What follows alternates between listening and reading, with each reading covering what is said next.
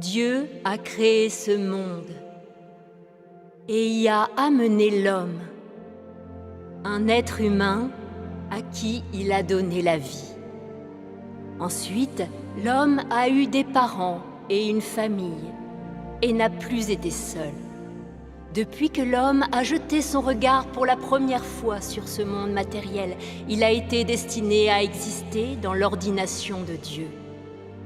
Le souffle de vie de Dieu soutient chaque être vivant tout au long de sa croissance et jusqu'à l'âge adulte. Pendant ce processus, personne ne réalise que l'homme grandit sous les soins de Dieu. Mais au contraire, les gens croient que l'homme le fait sous les soins bienveillants de ses parents et que c'est son propre instinct de vie qui régit sa croissance.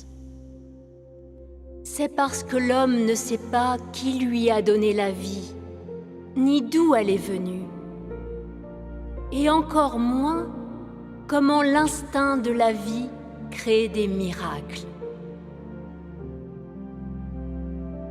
Il sait seulement que la nourriture est la base sur laquelle sa vie continue, que la persévérance est la source de son existence et que les croyances de son esprit sont le capital dont dépend sa survie.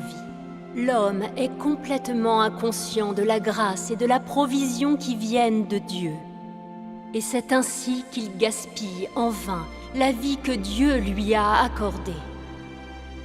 Pas un seul homme de cette humanité dont Dieu entoure de soins jour et nuit ne prend l'initiative de l'adorer. Dieu continue seulement de travailler en l'homme, duquel il n'attend rien comme il a prévu.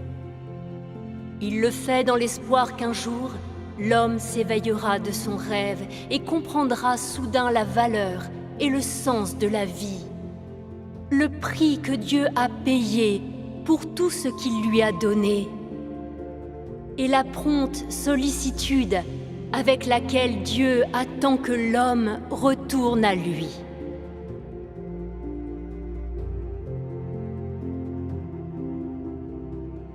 Dès lors que tu viens au monde, en poussant ton premier cri, tu commences à accomplir ton devoir.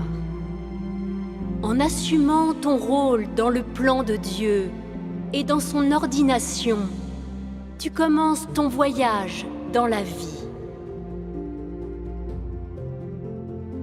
Quels que soient tes antécédents et quel que soit le voyage qui t'attend, personne ne peut échapper à l'orchestration et aux arrangements que le ciel a préparés.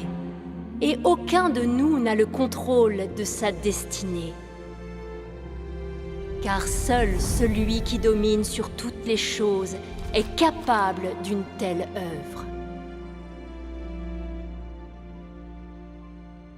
Depuis le jour où l'homme est entré dans l'existence, Dieu a toujours réalisé son œuvre de cette façon, en gérant cet univers et en contrôlant les règles de changement de toutes les choses ainsi que les chemins qu'elles empruntent.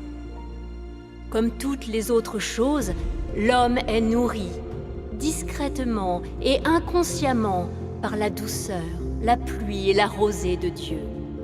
Comme toutes les autres choses, l'homme vit inconsciemment sous l'orchestration de la main de Dieu. Le cœur et l'esprit de l'homme sont tenus dans la main de Dieu, et toute sa vie est contemplée par les yeux de Dieu.